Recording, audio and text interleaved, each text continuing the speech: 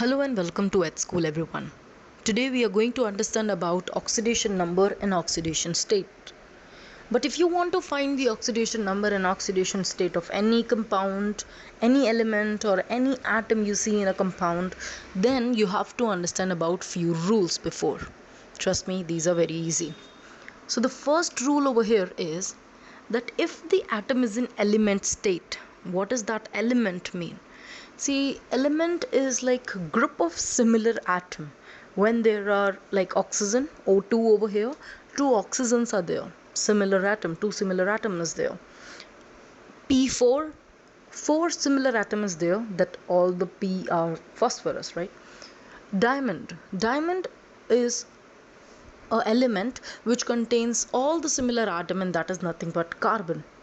So, whenever you see the atom in the element state, its oxidation state is 0, because neither they are sharing the electron, neither they are donating or gaining, they are sharing the electron. They form the covalent bond. See, oxygen you will never see in the nature alone, right? Never, because it is very electronegative and unstable, so it forms the bond with other elements. Whether it could be hydrogen, it could be oxygen, it forms the bond with other atom. It's never alone. While the hydrogen is also never alone, the chlorine is also never alone, it is like Cl2 whenever you will see. So there are few elements which you will never see alone in the nature. They are always in the element state and their oxidation state will be 0. Few examples are over there, such as O2, H2, S8, P4, O3 and diamond. These all will be showing the oxidation state of 0. Whenever you see them, their oxidation state is 0. Alright, let's move toward the second rule, and that is monoatomic ion have the oxidation state equals to the charge on them. You might know about charge, right? It could be plus or minus on any element depending on whether it has given the electron or taken the electron. But what does monoatomic ion means? See, mono means one. The term mono represents one. Atom you know is atom, while ion is what? Ion could be either positive or negative, cation and anion respectively, right? Now, if I have sodium with the plus charge, it means sodium which has given one electron. In this case, the charge on the sodium is what? The charge on the sodium is 1. And what would be the oxidation state of it? It will be also 1. So when there is a monoatomic ion, means only single atom which is an ion. Only single atom which is an ion, then the oxidation state of it will be equals to the charge which is present on it. Such as oxygen you see over here. It has taken 2 electron, hence it has the charge of -2. What would be its oxidation state? That will be also nothing but -2. So for the monoatomic ion, the oxidation state is equals to the charge which is present on it.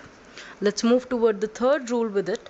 See, hydrogen atom. You everybody know this thing, that hydrogen being the first atom in the periodic table contains only single proton and a electron with it. Now if that hydrogen has given that one electron, it would have plus charge on it and it will behave like a metal, while if it has taken one electron, then it will behave like a non-metal and will have a negative charge on it. So when the hydrogen is combined with metal, it means hydrogen has formed bond with metal. For example, NaH. You know that sodium is nothing but a metal, and with the sodium hydrogen is there. It means the hydrogen is forming the bond with metal, hence it's nothing but a metal hydride. See, metals has the tendency to donate an electron, while in this case what will be happening? The sodium will be giving the electron to the hydrogen.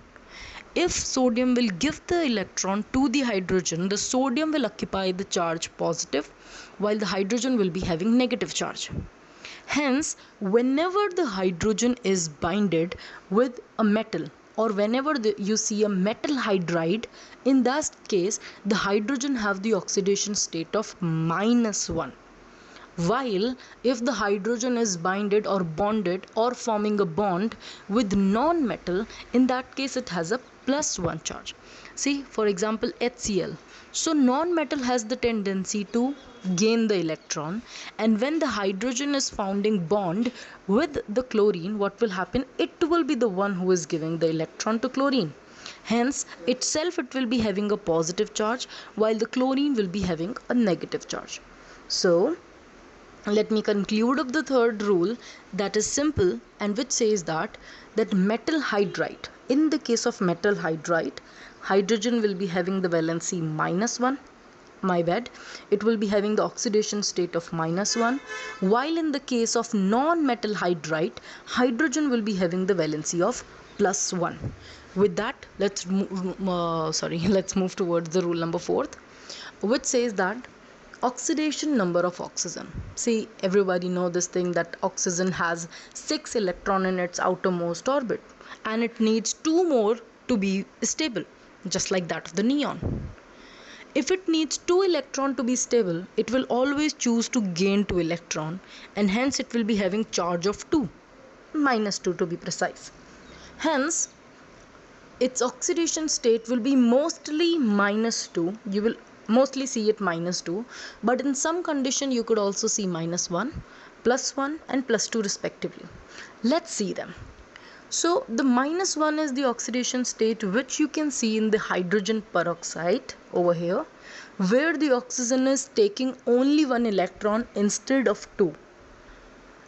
In BaO2, the oxygen is taking only 1 electron instead of 2. Let's move to the next example, in which the oxygen has the valency of +1. Now, although oxygen is a non-metal, it has the tendency to take the electron and all, but you know the most electronegative elements are fluorine, oxygen and nitrogen. Although all of these three are very electronegative, but among them the fluorine wins the race. Fluorine is the most electronegative element. Hence, when the fluorine is bounded with oxygen, even though both of them are electronegative, yet what happens? The fluorine is the one who is gaining the electron, while oxygen is the one who is donating the electron. So what happens? I'll just explain you again that although all of these three, I mean fluorine, oxygen and nitrogen, all of these three are electronegative and they gain the electron, but fluorine wins the race and fluorine is the most electronegative. So when the fluorine forms the bond with oxygen, such as O2F2 or OF2, what happens in this scenario? Oxygen has to give the electron because fluorine is the most electronegative. It just needs 1 electron to be very stable. So in this case, oxygen is the one who is giving the electron. For example, O2F2, what is happening in this case? OF2. What is happening in this case? Oxygen is giving one electron to both the fluorines. Hence, the oxygen has the +2 charge, while both of the fluorine has the charge of -1. So in these two cases, this is O2F2, where the oxygen is giving 1 electron to the fluorine, while in the next case also, the oxygen has the oxidation state of +2. Let's move to the third rule. So fourth rule was very simple, that oxidation state of the oxygens. Okay, let's move to the fifth rule, which says that metals have positive oxidation state and non-metals have negative oxidation state. I think that this is the simplest one, because we know this thing that metals have the tendency to lose the electron. If they are going to lose the electron, the positive charge on them will be more because of the proton. Hence, their oxidation state will be positive. For example, sodium. When the sodium gives the 1 electron, it converts into Na+. Hence, you can see that when it gives the electron, it has the positive charge. Hence, the oxidation state of the metal is positive. While for the non-metal such as chlorine, it will gain the electron and will convert into Cl- and will have the negative charge on it. Hence, it will be having a negative oxidation state. The third rule. What is this third rule? See, in the compound of non-metal atom with higher electronegativity, right now I have told you this thing that while we are talking about the most electronegative elements, they are fluorine, oxygen and nitrogen. Yet amongst them, the fluorine is the most electronegative. Hence, when the fluorine is being bounded with oxygen or when it is bounded with the nitrogen, oxygen and the nitrogen will be the one who will be giving the electron, because they are less electronegative in comparison to fluorine. So whenever the higher electronegative element is attached with the lower electronegative element, or with the positive or with the electropositive element, then what would happen? The higher electronegative element will be having the oxidation state negative, while the lower electronegative element will be having the oxidation state positive. So here in this case, the oxygen will be giving the electron, being the lesser negative electronegative than fluorine. Oxygen being the lesser electronegative than fluorine, it will be giving the electron to fluorine, hence it would be having the positive charge on itself, while the fluorine will be having the negative charge. In the next case, nitrogen and fluorine, although both of them are electronegative, but nitrogen is less electronegative and fluorine is more electronegative, hence this nitrogen will be giving the electron to fluorine and nitrogen will be having the positive charge on it, hence the positive oxidation state, and the fluorine will be gaining the electron, so its oxidation state will be negative. Let's move to our next rule, that is the sum of the oxidation state of all atom present in a neutral compound is 0. Okay, very easy. See, if I have HCl or NaCl, in this case we know this thing that hydrogen has the valency of plus while the chlorine has minus. In this case, sodium has plus, chlorine has minus. Although one element has the positive charge, another has negative, hence one has the positive oxidation state, another has a negative oxidation state, but combinedly they are neutral, right? Because the positive and the negative charge is balanced. So combinedly or together they are neutral, they have no charge on it. The compound itself does not have any charge on it. The complete compound is neutral, right? They do not have any charge in it because the charge is balanced, but individually the atom do have charge on them. That's what the simple 7th rule was. The 8th rule is that in a complex ion, the oxidation state of ion is equals to electric charge on it. I think that we have seen it in the first rule, if you remember properly, that in the complex ion, oxidation state of the ion, what did we see in the first rule? That if there is Cl minus, it has the oxidation state of -1. Why? Because the charge on it is -1.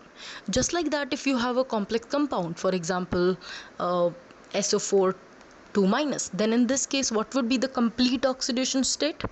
In the previous case where the compound was neutral, such as NaCl, the compound is neutral, though the oxygen has the nitrogen, oh my god, what I'm saying, the sodium has +1 oxidation state, chlorine has -1 oxidation state, the complete oxidation state is 0. While in this case the complete oxidation state is not equals to 0, instead it is equals to -2. Instead it is equals to -2, the complete oxidation state. The sum of all of the oxidation state is equals to -2 and not 0. Remember this thing, whenever there is a compound, if it is neutral,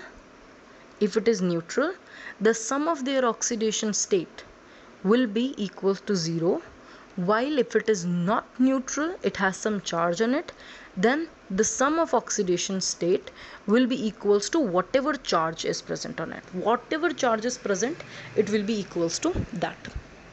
Some of the examples are over here, such as PO43 minus.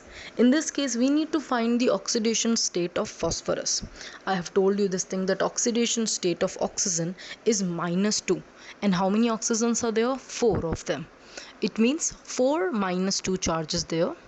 4 times -2, it means -8. And the complete sum of all the charges, what? See, the rule number 8. According to that, the complete charge on this compound is -3. The sum of all the oxidation state is equals to -3. When you will solve it up, you will get the value 5.